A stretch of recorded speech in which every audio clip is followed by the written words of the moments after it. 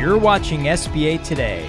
With all the latest news, stories, and advice, here are your hosts, Paul Long and Tonya Mazurek.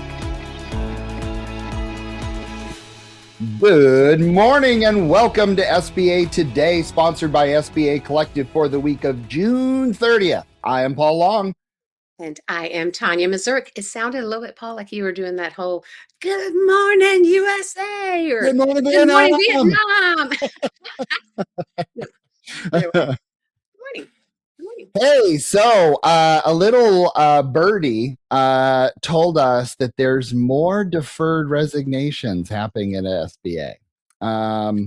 That scares me, and we'll talk more about this, of course, but sounds like SBA is doing another round of that for non-supervisory. That's like GS 1415s if you follow government lingo. And to me, this is how we lose great people. It's how we lose the brains, the nucleus of SBA, the knowledge, all that. That's really scary. It worries me. What's your thoughts? I think my concern with it is how are they going to do that transfer of knowledge, right? How are they going to do decades of judgment of freaking seeing things that maybe somebody else hasn't seen? Judgment calls, right? How all of these with tenure that have been around for a second, it's no different than anything across the board, right? It's no different. Yep. When you've been in something for a long time, Paul, think of like you and I, we've been in this for a long time. It's way different than somebody new coming in and or trying to run it with those that haven't been around for a long time, because there's not that person that you can go to that, hey, have you ever seen this before? I mean, we all do that together, right? We True. call each other and be like, hey, have you seen something like this? How did you do it? Or what did you do with it? That knowledge is so freaking important. That is definitely my concern. It's important, but again, I like to look at both sides of a situation. And so then you have new people coming in, new thoughtful ideas that changes and challenges us in ways that we weren't challenged before. 100% agree. And I love that, because I think across the board, we need both the tenured and the new, because each are coming at it from different. I mean, look at how things are changing, right? AI, technology, you name it. A lot of those younger, I mean, they grew up with this, man. They're bringing some different ways of looking at things. But I'm not seeing it that they're intending to replace any of this tenure. That's a good point. That's the problem. That's a problem. Yep, that's true. It is. It's just crazy. I understand, anytime you get a new administration, there's new things that change. And, we got a lot of cool, interesting things coming down the pipe with technology and everything. That's exciting. Would that have happened if everything was a status quo? Probably not. Like, again, pros and cons to everything. But for those who are choosing to go the deferred resignation, we will miss you. And I think it's the consistency piece. I think where we're all just waiting to see is how the consistency is going to continue. When we put in questions, when we have interesting deals, because those interesting deals don't just kind of disappear overnight because people do. Right. Who's going to actually answer them? What that process looks like. I mean, who knows? Hey, we're in the middle. It's gonna be what it's gonna be. It could be great. It could be awesome. Here we go. Jump on the ride, baby. It's SBA. Anyway, All right, guys. Major lender expansion. Siemens approved as new 7A lender. Yes, you heard that right. Siemens, SIEMENS, right? SBA approves Siemens as financial services as a new 7A lender. They granted small business lending company SBLC status to Siemens Financial Services. Now, they are only one of, 16, I think, non-bank SBA lenders. Yep, only a handful. And the first industrial technology company to enter the SBA space. I think this is the interesting piece. This is Okay, so expect vertical specialization, manufacturing, energy, logistics, technology, all of those versus the traditional generalist banks. Okay. Could create competitive pressure on pricing and speed, especially in equipment heavy deals. And I'm sorry, I, I that as a problem. What? I don't see it as a problem. No, I actually think this is I think it's clever. Rather than mhm, another person, we got the license where they say they're going to do something different, but they're really a generalist and they have the license. I'm impressed with this. I'm exactly. curious to see how it flows. Always curious to see how it goes, but here's how I look at it always, right? Is from the borrower's perspective. You get somebody in that knows their business. I think this is going to be, I think this is bigger than even what it sounds like, right? You get in a group that specializes in what they do, they know it deep, not just generalist surface level, right? They know it from the borrower's perspective, how it works across the board, all that fun stuff. They're going to put a significant, I think, amount of pressure on us, right? Oh, for Other sure. vendors that don't specialize in that. And I don't know that that's a bad thing. We're either going to step up our game, right? We're gonna Yep. step up our game or we're just going to miss the boat. I One or the will other. say when I'm looking at this Mm, manufacturing, there's challenges in manufacturing right now. So they need support. Don't get me wrong, they need support. But what does that look like long term for the program? Energy is always a yeehaw roller coaster. Logistics, that's not scary at all right now. And then tech also has ups and downs. So they're specializing in some areas that an SBA guarantee is appropriate, but just, I'm curious to see what they're underwriting. I'm curious how they market. I'm just sit back with my popcorn and see what happens.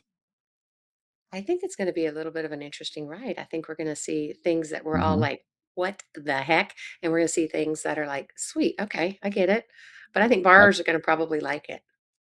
I think so too. I think they're going to like it. Yeah. Anyway, crazy. I was on a couple other calls. I'm always on calls. I feel like I live Mm, on a Teams call. mhm. But I've heard it again from some other top brass. There is a new SOP changing by the end of this year, and it's going to be a disruption to business acquisitions.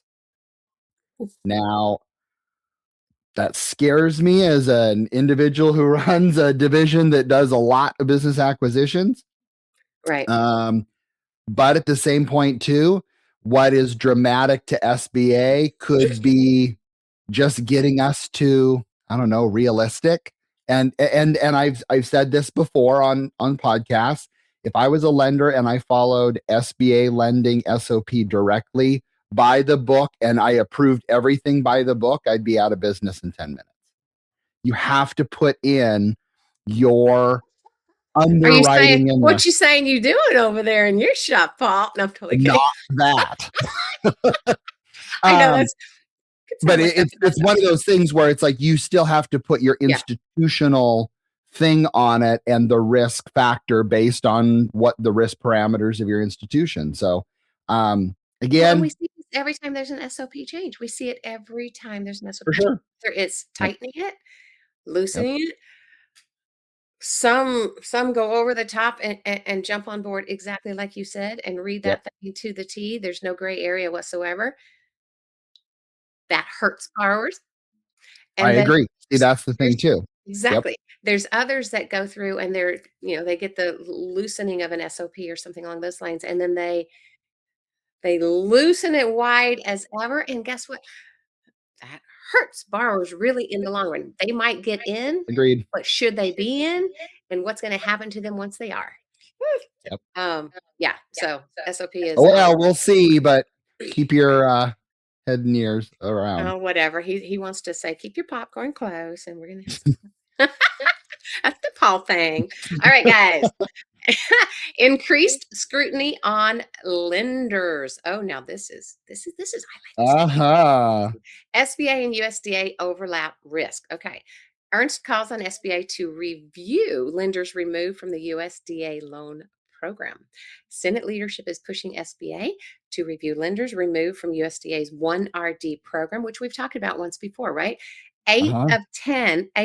of 10 flagged lenders are active SBA lenders still, yet they're flagged, but they're still active in that space, or they're active in another space. So they were taken off the USDA 1 RD. However, what I see with this, okay, so I'll just go through this. Cross-agency enforcement tightening, exactly, right? This isn't just the US, 1 RD program. I see this as, not just SBA, but I think government in general. I think across the board, they're starting to look and dig in deeper at how these programs interact with each other, right? If one program is being misused or has a lot of challenges, whatever in it, guess what? I wonder if another one does. How you do one thing is how you do everything. Yeah, okay. Aggressive growth. Okay, so the focus areas they're focusing on, guys, is aggressive growth strategies. I don't know anything about that. No connection. Non-bank affiliations, nothing about. Yeah. Compliance and there. underwriting gaps. I mean, all of these, honestly, should be within the bank's compliance departments. But unfortunately, I think what's happening is they aren't. I don't know. What do you think? This is when I What's read yours? this, I'm like, I mean, I think we talked about this when the thing broke a month or so ago. It's like, okay, Joni, where have you been? Like, this was a couple months ago. Should have started it then. But very interesting how that is going to be, because again, there were some big names on that list. So I look forward to seeing what the report says, which will probably take another couple years and be dusted under the rug. But let's see what happens. I think the good thing that's going to come from it, though, is, I mean, instead of just focusing on the silos, right? They're focusing on the program as a whole. And the more I think that they do that, the more they weed out those who either aren't doing it correctly, those who aren't maybe putting enough of their own time and energy into the program itself and the longevity of it. That's what I think might come from this. Is, yeah, it might be a little bumpy for a second, but the whole intent that I see with it is the longevity of the program, which we all want to make sure stays in place. So I don't know. It's true. It keeps us all employed another day. And come on, give the other side of it. I know you're thinking it. It helps all the borrowers out there. I mean, my goodness, guys, you guys come to us for a daggum reason. And if we aren't employed, if we aren't able to help you, if we are giving the deferred resignation packages, then what? No money for you. No money for you. I don't know. That doesn't look good. I'm not going to dig any deeper. That just surface level doesn't look good. You know what I mean? Yeah. So anyway. Keep well, hey, I want to share with you there, as rates are coming down. Well, at least we think they are. And I wanted to share with you a cool tool alert. You guys know that I get geeky with things, as I've talked with many of you on LinkedIn and given you my code for the AI, which has been, I love that tool that I created. So again, reach out to me if you want the code. I'll give it to you for free, not a problem, and set it up in your own world. But I found a new cool tool, and I could be late to the party because I tend to do that sometimes. But if you have ever heard of Versquare, it is VERSQUARE. No, they didn't pay me to be a part of this. But they have been posting some really interesting things. Yeah, I know. We're always looking for sponsors. But anyway, because we do this for free, as a reminder. Tonya and I do not get free today. But they had some really great information, and they posted several things. One is SBA lenders charge spreads from prime 0, which we've seen that, or prime negative even, to prime plus 2.75. If that talks to anybody, welcome to SBA. That's what it is. But Paul? Yes? Isn't it prime plus 3? What do you mean? This is typical. This is typical, not...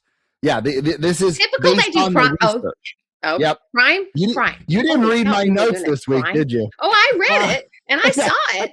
But at the same time, I've seen so many going up to that 3 level, and I never That's have, true. but You just saying, can't. I've seen a I'm lot not going to either, that 3 but level. the norm is 0 to 275. Right. So on a $2 million deal, that range is $45,000 a year in interest. And they were going through of what drives the difference. And of course, here's a shocker to all lenders, not bigger loans get lower spreads, right? Because you got to take it off the street. So like, for example, if you're 500 to a million, and they took all of the data from the government.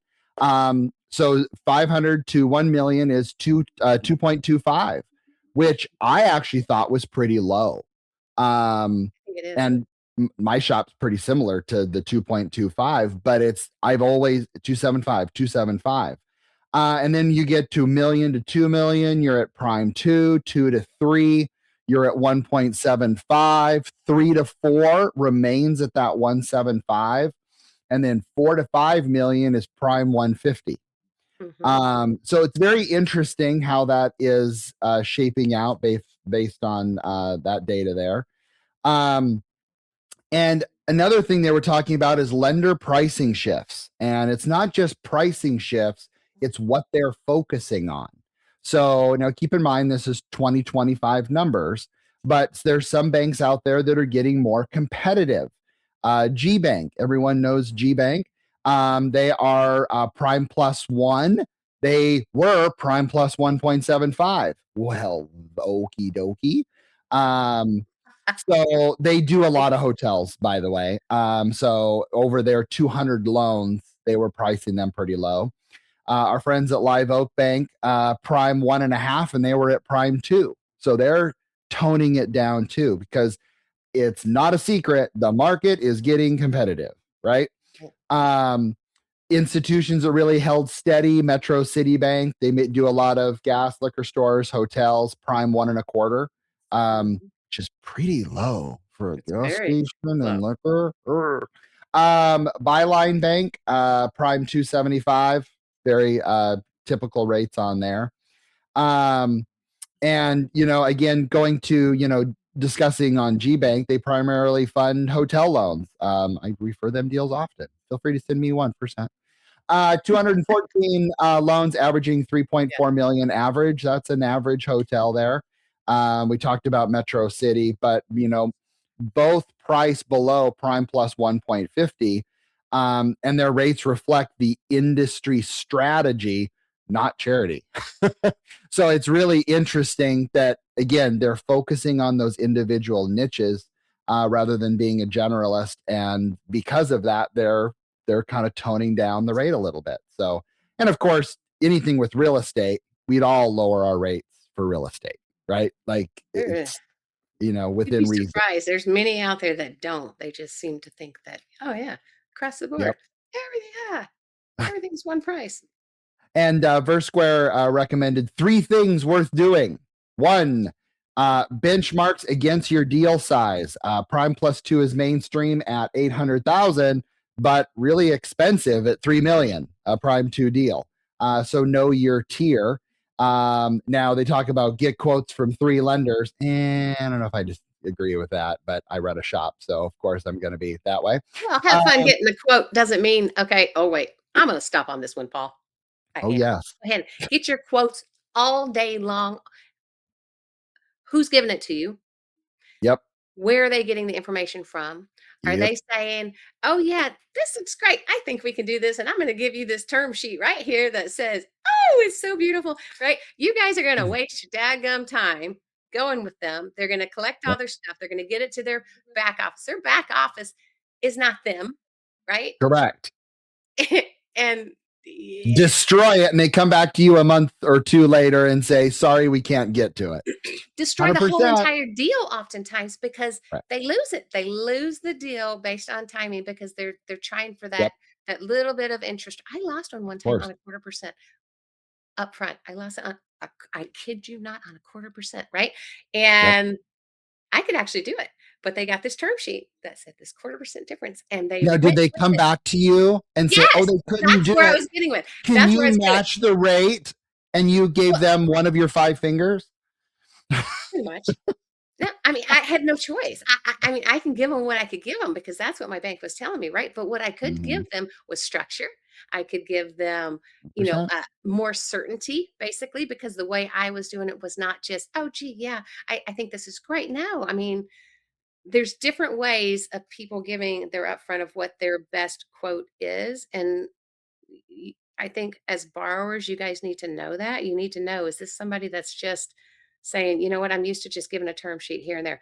This is our general. Well, general isn't you.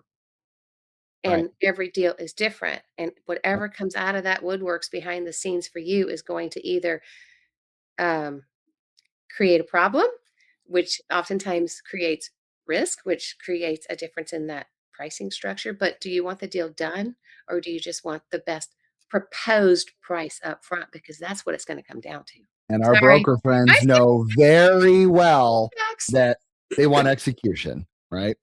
Yep. Um, but I want you guys check out Versquare, Versquare. And the reason why I say that is because you can put in your institution's name and get all the data on your institution, and it's driven towards it's got a broker database, it's got a SBA lender database. I was thoroughly impressed. You can go on there and you can, if you're one of the manager's leaders, you can claim your profile and put you on your logo and all that other fun stuff. Ensure your information's correct, etc. It's pretty cool. So I feel free to check that out. Is there a Um, price to it, Paul? I haven't gone and looked at it. Is that there? would be a whopper zero, Tanya. So can anybody Um, go in and do this or only the Correcto. management of, or No, you how? can claim your profile as management, but your actual being able to see the data, I can pull up your former institution and see all the data. It's Oh, pretty cool. Lumos has something like this. iBusiness has yeah, something like this, yeah. but this one I felt was really interesting because it was a good place for brokers too. Ooh, For well, those out there who are prospecting loan brokers. Anyway, anyways, I always like to share what's going on. yeah, So yeah. there we go. Close us out. Cool. All right, guys. We are live on Tuesday mornings right here on LinkedIn and YouTube. Otherwise, wherever you get your podcast, go stream it at any time at your convenience. Go back and check out any of our past shows. We'd love to, see you there. If you think what we do is valuable, go ahead and share it with your network. We love that. Reach out to Paul or I on our personal LinkedIn pages, Paul T. Long and or Tanya Mazurek. We would love to hear from you. Let us know that you're watching, guys. Paul and I were talking before this. I'm going to off target again. Paul and I were talking before this that we get all these messages behind the scenes from people that watch the show and Mhm. recognize and see the value. Go ahead and let us know, man. We love hearing this, right? Anyway, Hey, we do. I'm just going to plug that, man. I love that. go for it. Anyway, we know you've got lots of things you could be doing right now with your time. We appreciate you spending it with us. So we will see you next week. See you guys. See you later.